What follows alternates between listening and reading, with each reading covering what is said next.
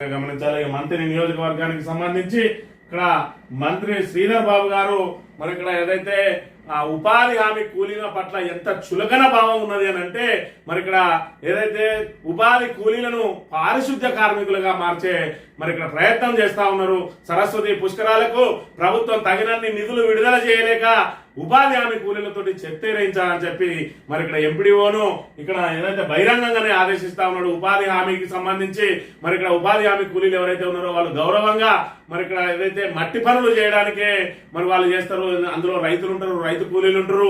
మరి ఇక్కడ ఏదైతే నిరుద్యోగ భృతిని కల్పించడానికి మరి ఇక్కడ ఉట్టిగానే ఇవ్వకుండా కేంద్ర ప్రభుత్వం అప్పట్లో ప్రారంభించింది ఉపాధి హామీ పని. ఆ ఉపాధి హామీ పని చేసుకొని దానికి సంబంధించిన ఏదైతే గౌరవ వేతనం పొందే వాళ్ళను ఈ రోజు పారిశుద్ధ్య కార్మికులుగా మరి వాడుకోవాలని చెప్పి ఎంపీడీఓను ఆదేశిస్తా ఉన్నాడు. అంటే ఉపాధి హామీ కూలీల పట్ల మరి ఎలాంటి గౌరవం ఉన్నది శ్రీధర్ బాబు అనే విషయాన్ని ఇక్కడ మనం గమనించాలి. ఒకవైపు ఉపాధి హామీకి సంబంధించిన నిబంధనలను తుంగలో దొక్కి మరి వాళ్ళతోటి చెత్తేర్పి అని చెప్పి బహిరంగంగా చెప్పడాన్ని మరి ఇక్కడ ఏ విధంగా భావించాలో మీరే చూడండి ఏం చెప్తా ఉన్నాడు అనే విషయాన్ని.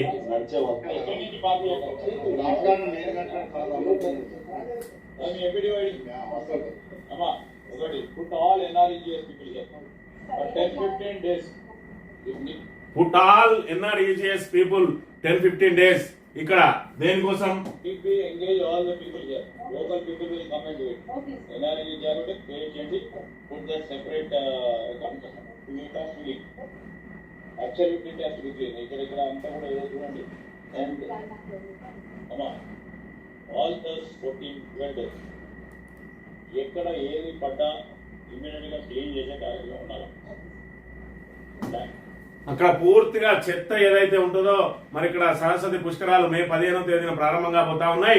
ఆ సరస్వతి పుష్కరాలకు మరి తగినన్ని నిధులను విడుదల చేయలేని ప్రభుత్వం ఇక్కడ NREGS కూలీలను అక్కడ పారిశుద్ధ్య కార్మికులుగా వాడుకోవాలని చెప్పి ఇక్కడ ఎంపీడీఓను ఆదేశాలు జారీ చేస్తా ఉన్నాడు. మరి ప్రభుత్వంలో ఉన్నాడు, నెంబర్ 2గా ఉన్నా అని చెప్తా ఉన్నాడు. ఆయన సొంత నియోజకవర్గంలో 12 ఏళ్లకు ఒకసారి వచ్చే ఆ సరస్వతి పుష్కరాలకు మరి ఇక్కడ సరైన వసతులు కల్పించడానికి దానికి తగినన్ని నిధులు తేలేక ఆఖరికి ఉపాధి కూలీలను మరి ఇక్కడ నిబంధనలను తుంగలోకి వాళ్ళను పారిశుద్ధ్య కార్మికులుగా మార్చే ప్రయత్నం చేస్తా ఉన్నారు. అంటే రాబోయే రోజులలో గ్రామ పంచాయతీలలో ఇప్పటికే పాలక వర్గం లేదు. ఇక అందులో ఉన్న సఫాయిలకు కూడా జీతాలు ఇవ్వలేని పరిస్థితులలో మరి ఇక్కడ ఏదైతే గ్రామ పంచాయతీలు కూరుకుపోయి ఉన్నాయి. ఎందుకంటే కేంద్రం నుంచి గ్రాంట్ రావడం లేదు, రాష్ట్రం కూడా నిధులు ఇవ్వడం లేదు.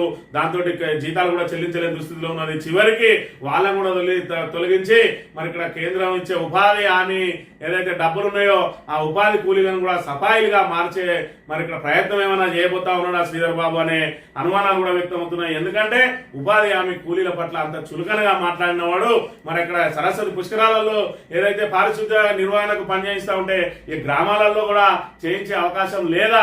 మరి ఆ విధంగా ఏమైనా కుట్రలు జరుగుతా ఉన్నాయా?